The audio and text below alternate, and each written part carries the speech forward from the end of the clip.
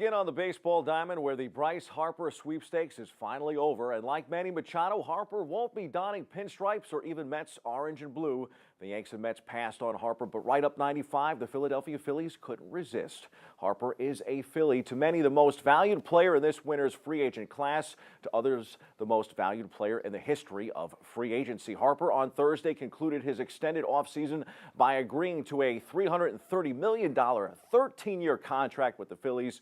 According to sources, the deal includes no opt-outs and a full no-trade clause. According to reports, the Phillies ultimately outbid the San Francisco Giants and Los Angeles Dodgers for Harper at what is the largest contract in baseball history. The 26-year-old former MVP is the centerpiece in a Phillies offseason in which the club sought to finish a rebuilding effort. The club has endured 7 consecutive non-winning seasons. With money to spend and a strong belief in their young core, the Phillies made a series of moves, but none bigger than inking Harper. Giancarlo Stanton, the $325 million man for the Yanks, had this to say of Bryce, the $330 million man for the Phillies. Good for him, good for the city of Philadelphia. Stanton said he knew his total value number would get beat eventually. He also said it was good 3 players got deals worth $250 million this free agency period. In Grapefruit League action, Troy Tulowitzki looks like he deserves a $300 million contract. The new Yankee shortstop looks like he's 24 years old instead of 34, and nothing like a player who hasn't participated in a regular season big league game since July 28, 2017. Fresh off injuries and motivated, Tulowitzki has played in 2 exhibition games and has homered twice. His first was against the Toronto Blue Jays, his former team, and he shouted into their dugout, rounding third base. The second blast was in Thursday's 8-6 win over the Pittsburgh Pirates at George M. Steinbrenner Field. Yankees catcher Gary Sanchez will make his spring training debut behind the plate tonight against the Baltimore Orioles. Sanchez's return isn't the biggest one on the sports landscape. That honor goes to the NFL and future Hall of Famer Jason Witten. Witten is returning to the Dallas Cowboys. The team announced Thursday Witten is leaving ESPN's Monday Night Football and returning to the playing field less than a year after announcing his retirement. Sources told ESPN that the tight end is getting a 1-year deal worth $3.5 million that can max out at $5 million, including roster bonuses and incentives. Witten has played in 11 Pro Bowls during his 15 years with the Cowboys, becoming the franchise leader with 1,152 receptions, which ranks 4th in NFL history, and 12,448 receiving yards. He also holds franchise records for games played, consecutive game starts, and consecutive starts. In returning, he also will have the longest service time with the organization at 16 years. He's a better football player than a TV man. Sorry, Jason.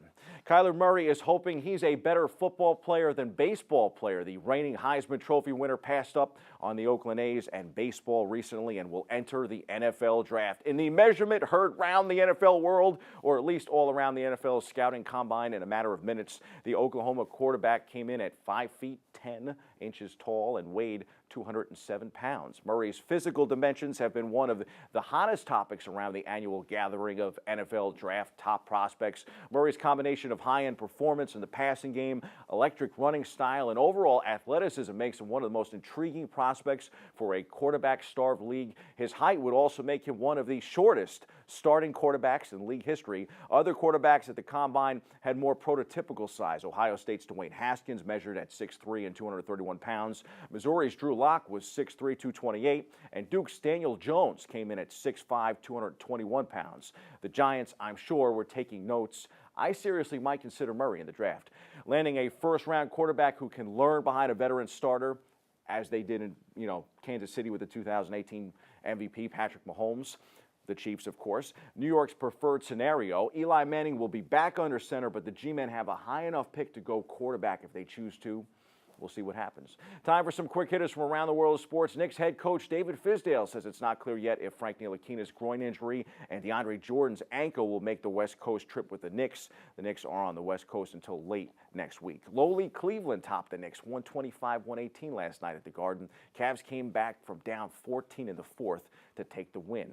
Meanwhile, the Brooklyn Nets will host Bronx native Kemba Walker and the Charlotte Hornets at the Barclays Center tonight. Game tips at 7:30 p.m. As expected, the Jets are planning to give wide receiver Robbie Anderson A restricted free agent, the second-round tender, a source confirmed his salary will be $3.1 million on a one-year contract. Anderson is a promising player, but his off-the-field issues should give the team pause before thinking about a long-term contract. In Giants camp, the question remains, will Big Blue let Landon Collins walk? Using the franchise tag to keep a young Pro Bowl safety seems like a smart move, but the price tag and scheme fit might not be ideal for the Giants. We will see.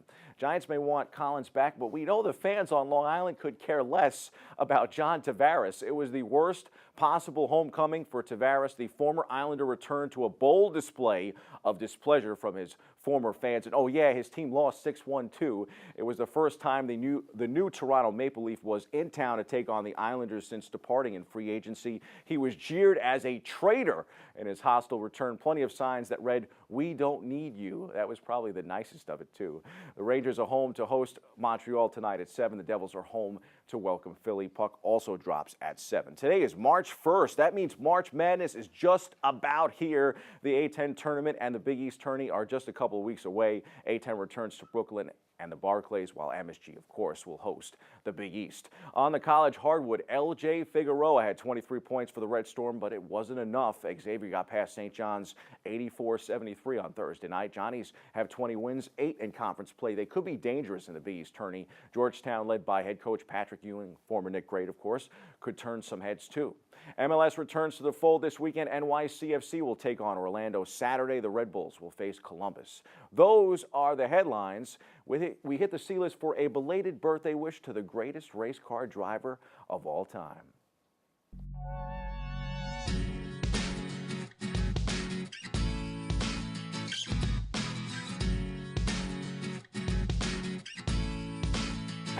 Thursday was Mario Andretti's 79th birthday. Happy birthday to a man who has good claim as motorsport's greatest all-rounder with race victories across Formula One, IndyCar, the World Supercar Championship, NASCAR, sprint cars, midgets.